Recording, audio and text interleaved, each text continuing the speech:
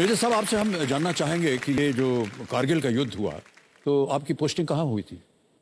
जी, कारगिल युद्ध जो जाना जाता है वो एक लिंगो है, अदरवाइज इसका नाम है ऑपरेशन विजय।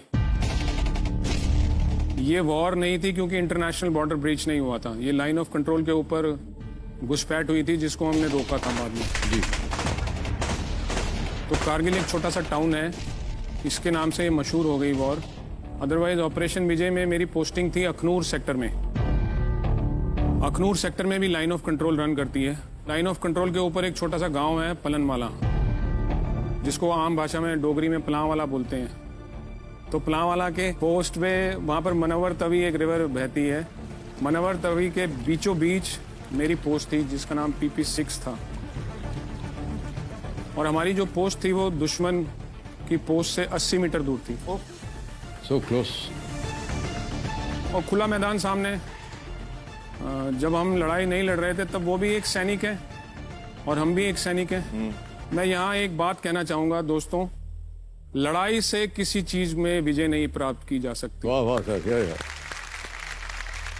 लड़ाई से हमेशा नुकसान होता है। कुछ लोग बेटे खो देते हैं, भाई खो देते हैं, पति खो देते हैं, और कुछ मेरे जैसे अंग खो देते हैं।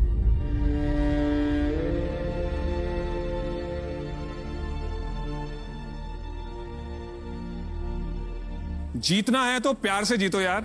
लेकिन जब दुश्मन सामने खड़ा हो और आपकी मातृभूमि को बचाना हो, तब सैनिक का ये धर्म है और कर्तव्य है कि उसके जान के ऊपर से निकल के दुश्मन को जाने देगा और रोकेगा। बिल्कुल सही।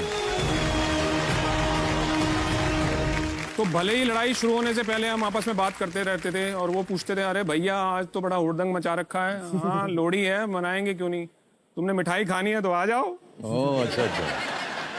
लेकिन लड़ाई जब शुरू हुई तो ऑपरेशन विजय के शुरुआती दिनों में थोड़ा मैं उनके नाक में दम कर रखा था। परेशान थे वो थोड़े। मेरी पोस्ट के ऊपर मैं पोस्ट कमांड कर रहा था जिसमें मेरे साथ एक JCO और 30 जवान थे। तो वहाँ से मैं उनकी पोस्ट के ऊपर ज़्यादातर एयर बस्ट करता था, क्योंकि हवा में जाके जब फटता था बॉम्ब तो नीचे फिर सब नेस्तनाबूत हो जाता। जी जी। तो वो तड़प रहे थे कि यार इसको हटाएंगे किसी न किसी तरीके से। तो 13 जुलाई को उन्होंने लड़ाई में थोड़ा सा विराम दिया। मुझे लगा कि यार चलो चाय पानी पीने का टाइम मिल गया।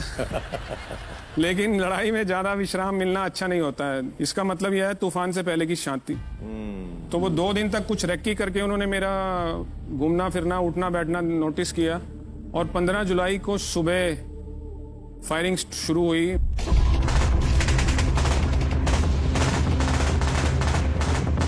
मोर्टार एक वेपन होता है, उसका बॉम्ब पैराबोलिक ट्रेजेक्ट्री लेके मेरी तरफ आया, पोस्ट पे गिरा और मेरे को उसकी आवाज से पता चल गया कि ये पीछे जाके गिरेगा, क्योंकि लड़ाई में आपको आवाज से पता चलने लग जाता है कि बॉम्ब किधर गिरेगा। लेकिन जो आपके पास गिरता है आके, वो चुपचाप आके पूछता है फट जाऊं? तो मैंने बोला यार फट जा। बस मेरे को इतना रिएक्शन टाइम मिला था कि मैं लेट पाया। 1.5 मीटर दूर गिरा था वो बॉम्ब।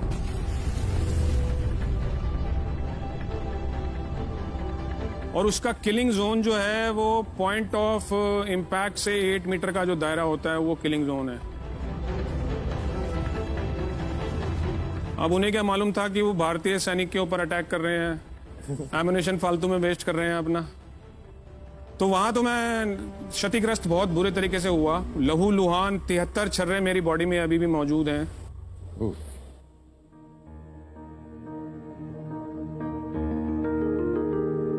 जो ड्यूटीफुली मुझे किसी ना किसी दिन तंग करते रहते हैं, उनकी पेन और मेरी हंसी में द्वंद्व चलता रहता है। और आज तक तो मेरी हंसी जीतती आ रही है। क्या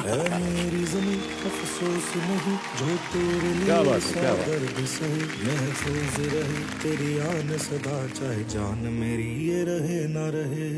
2.5 घंटे लगे थे मुझे हॉस्पिटल पहुंचने में, जो अखनूर में था। और 2.5 घंटे में बहुत लहू बह चुका था और रास्ते में कार्डियक अरेस्ट भी होने के कारण। डॉक्टर साहिबान ने जब रिसीव किया तो बोला कि भैया डेड बॉडी है, मॉर्चरी में ले जाओ।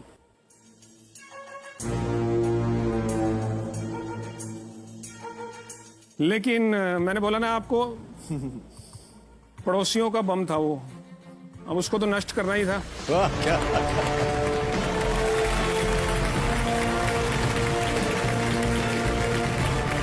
उसके बाद जो हुआ वो आप जरूर ध्यान से सुनिएगा। सब देशवासियों से हाथ जोड़ के मैं बताता हूं ये बात।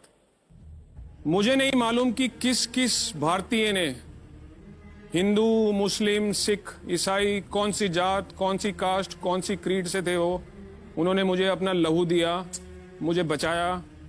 आज ये मैं बड़े गर्व से हमेशा बोलता हूं, आज फिर से बोल रहा हूं कि मेरा जो खून है वो सच्चा भारतीय मेरी रगों में है। वाह वाह